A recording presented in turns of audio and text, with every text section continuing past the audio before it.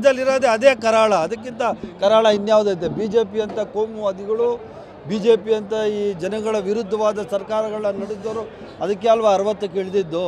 115 ಇದ್ದಿದ್ದು, 120 ಇದ್ದಿದ್ದು, 60ಕ್ಕೆ ಏನಕ್ಕೆ ಇಳುತ್ತೇಳಿ?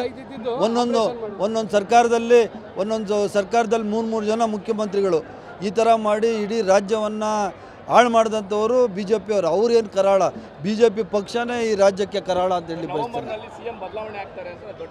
ಯಾರು ಹೇಳಿ? ಅವ್ರನ್ನೇ ಹಂಗಾದ್ರೆ ಅವ್ರ ಪಕ್ಷನ ಅವರ ತೀರ್ಮಾನ ಮಾಡಬೇಕು. ಬಿ ಜೆ ಪಿ ನಮ್ಮ AICC ಪ್ರೆಸಿಡೆಂಟ್ ಅಶೋಕರ, ಮಾನ್ಯ ಖರ್ಗೆ ಸಾಹೇಬರು ನಮ್ಮ ಅಧ್ಯಕ್ಷರು, ರಾಹುಲ್ ಗಾಂಧಿ ಅವರು ನಮ್ಮ ಲೀಡ್ರು, ಅವ್ರು ತೀರ್ಮಾನ ಮಾಡ್ತಾರೆ. ಅಶೋಕ್ ಅವ್ರು ಕಾಂಗ್ರೆಸ್ ಬಂದು ಅವರೇನಾದರೂ ಅಧ್ಯಕ್ಷರಾದರೆ ಅವಾಗ ಅವ್ರು ತೀರ್ಮಾನ ಮಾಡ್ತಾರೆ. ಯಾವ ಚರ್ಚೆ ಇದ್ರಿ ನಿಮಗೆ ಗೊತ್ತು, ಡೈಲಿ ಇದ್ದಿದ್ದೆ.